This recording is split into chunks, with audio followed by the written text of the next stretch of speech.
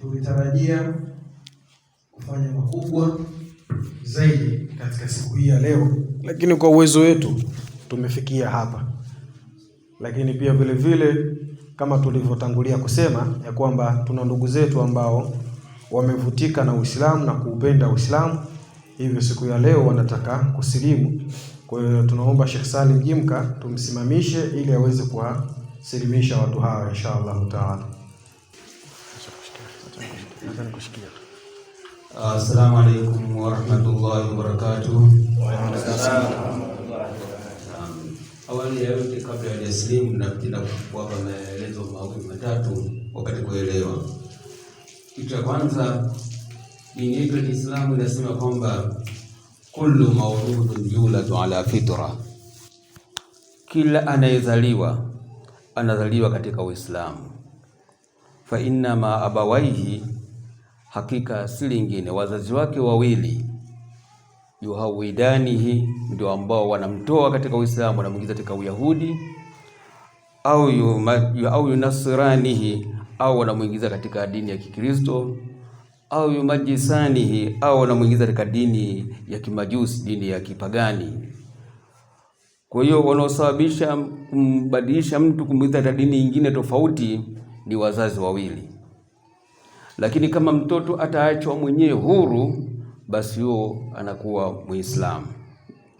Ndio maana mtoto wa Kiislamu akizaliwa asilimishwi kwa sababu tayari kishakuwa Muislamu. Kwa hiyo huyu mtoto ambaye amebadilishwa na wazazi wake kaingizwa katika Ukristo au katika Uyahudi au katika dini yoyote, anakaa huko, baadaye kama anapenda kurudi katika Uislamu, manake kama anapenda kusilimu, anarudi katika asili yake, hajapotea wala nini. Yaani manake nyinyi ambao mmetaka kusilimu, kama mko katika maeneo ya Waislamu, ni Waislamu moja kwa moja. Na kusilimu ni nia yake mtu, kwa sababu mimi nataka niwe Uislamu, tayari shoko Muislamu. Lakini sasa kwa jamii ya Kiislamu inataka ithibitishe, isikie wenyewe kwamba huyu mwenzetu. Ndio maneno haya ambayo tutakasema hapa kwa ajili ya kudhibiti kwa Waislamu wenzenu waone kwamba hawa jamani ni wenzetu. Ndio mnazungumza maeneo, mnathibitisha watu, tunasikia wote tunaungana pamoja, mnaungana na Waislamu wote duniani, na salamu yetu inakuwa moja na ibada yetu inakuwa moja dunia mzima. Dunia mzima ibada moja tu na salamu moja dunia mzima. Na salamu yenyewe ni amani na utulivu. Uislamu maana yake inatokana na salama, na imani inatokana na amani. Kwa hiyo unaingia kwenye amani na unaingia katika salama, ndio maana Uislamu. Kwa hiyo nitatamka maneno hapa na nyinyi mtanifuatisha. Tumeelewana hapo? Bismillah. Rahmani Rahim. Ashhadu an la ilaha illa Allah wa anna wa ashhadu anna Muhammadan Rasulullah wa anna Isa abduhu wa rasuluhu. Maana yake ni kwamba nakiri kwa moyo, sema nakiri kwa moyo, na kutamka kwa ulimi wangu, ya kwamba hapana Mungu, hapana Mola apasaye kuabudiwa kwa haki ila Mwenyezi Mungu, ni mmoja tu, hana mshirika, hakuzaa wala hakuzaliwa. Na ninakiri kwa moyo wangu na kutamka kwa ulimi wangu ya kwamba Isa, yani Yesu, ni mtume wa Mwenyezi Mungu, si mwana wa Mwenyezi Mungu, wala si mshirika wa Mwenyezi Mungu. Takbir, takbir. Kwa kusema hivi nyinyi kwamba mmekuwa Waislamu, maana yake ni kwamba mmefuta madhambi yenu ya nyuma yote, mmezaliwa upya, mmekuwa kama watu wadogo, watu wachanga hawana madhambi. Kwa Kwa hiyo na nyinyi kwa kusema maneno haya mmezaliwa upya, amna dhambi. Kwa hiyo cha kufanya sasa hivi ni kuchunga ukurasa wenu, kutunza ukurasa wenu usichafuke. Mshamaya ukurasa mpya mnafungua. Kwa hiyo maana yake mtakujifunza dini ya Kiislamu taratibu, mtajifundisha na mtakuwa ndugu zenu Waislamu. Lolote shida yote ni shida ya Waislamu. Na raha yenu yote na Waislamu wanafurahi vile vile. Sehemu yenu ndio hapa, kituo chenu, msikose hapa. Mnafuata viongozi wa hapa, wanaelekezeni mambo ya Uislamu yako vipi. Ni mambo ya kheri tu. Uislamu au amrishe shari hata kidogo. Na mafundisho yote na mafundisho na Uislamu yote yanawezekana. Hakuna fundisho gumu lisiyowezekana katika Uislamu. Yote yanawezekana. Mtaosoma Uislamu mtakuwa wema. Acheni mambo ya nyuma hayo, kama mlikuwa mnatumia vitu vibaya nini. Na kitu kikubwa ambayo Uislamu inachunga, inataka akili zenu. Hizo ndio muhimu sana. Uislamu anataka hizo akili zenu hizo ziwe barabara, msivuruge tena hizo akili mkaziharibu kwa vilevi, kwa pengine bange, pombe, vyote vinaharibu akili. Akili ni kitu kitukufu sana kwa Muislamu. Anaruhusiwa Muislamu kupambana kwa kutetea akili yake isiharibiwe. Kwa hiyo haitakiwi kuharibu akili. Lazima akili ifanye kazi yake vizuri ili muweze kujitunza nyinyi wenyewe na kutunza familia zenu na wazazi wenu na familia yenu, jamii yenu. Nyie taifa inawategemeeni. Taifa inawategemeeni hili. Kwa hiyo taifa haiwezi kutegemea watu wenye akili zilizovurugika. Lazima akili ziwe safi, mjenge taifa lenu lisonge mbele. Tumeelewana jamani hapo? Tusonge mbele. Na kijiji kinawategemeeni vipi? Kijiji kitonge mbele. Lazima akili ziwe barabara, imara, na mfanye mambo ya kheri, mambo mazuri ambayo inafurahisha jamii yenu, kijiji chenu na taifa lenu. Mwijenge vizuri kabisa, mwe imara, mwe madhubuti. Sema Bismillahi Arrahmani Arrahim.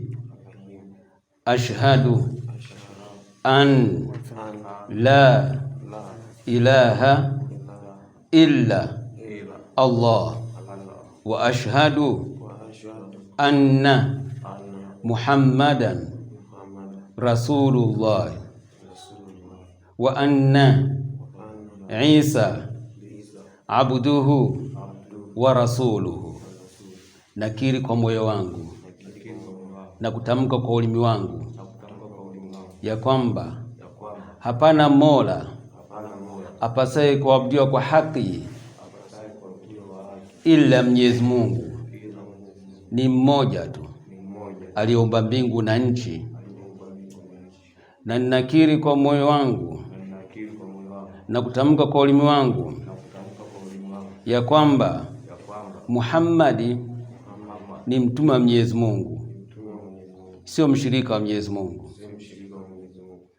Na nakiri kwa moyo na kutamka kwa ulimi wangu ya kwamba Isa, yani Yesu, ni mtume wa Mwenyezi Mungu, sio mwanawe, wala Yesu sio Mungu, wala sio mshirika wa Mwenyezi Mungu.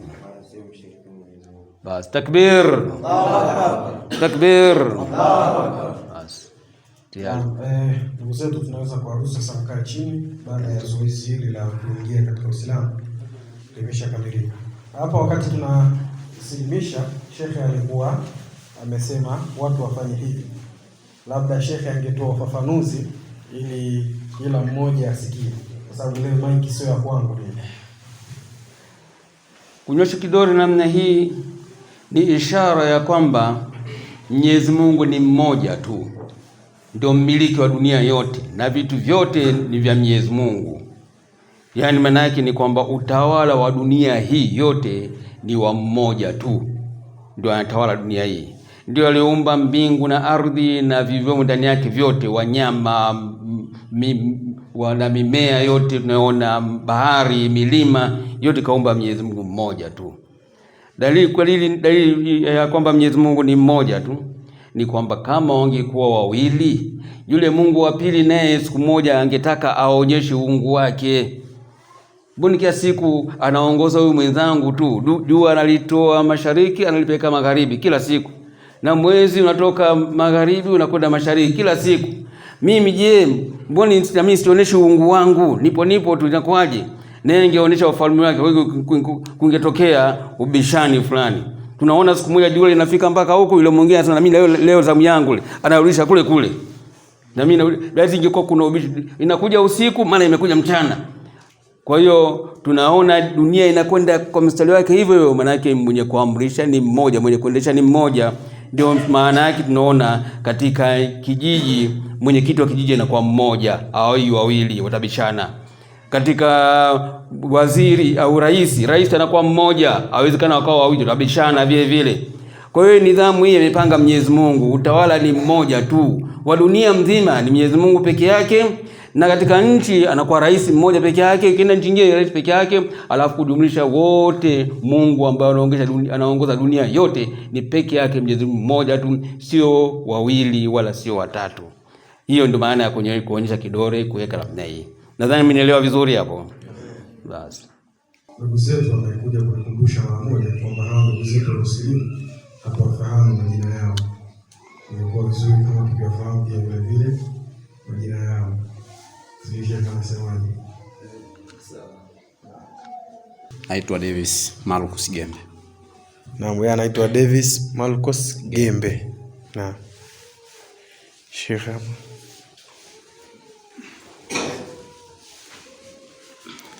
Naitwa Tano Jackson Sophie. Nani? Tano Jackson Sophie. Tano Jackson Sophie, sio 10, ni 5. Na hapo Sheikh.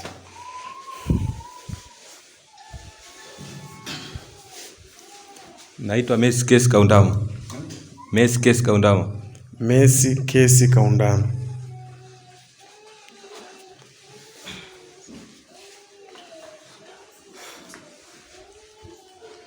Naitwa Guli Charles Mwipage. Guli Charles Mwipage. Sawa.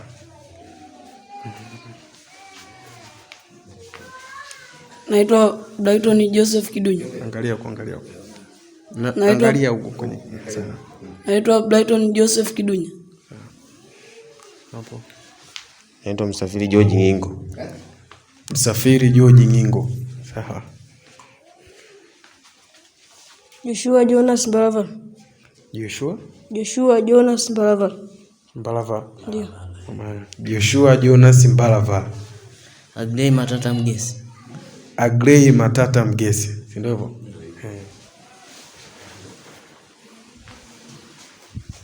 Naitwa Bahimedi Matata Mgesi. Bahimedi Matata Mgesi. Sawa.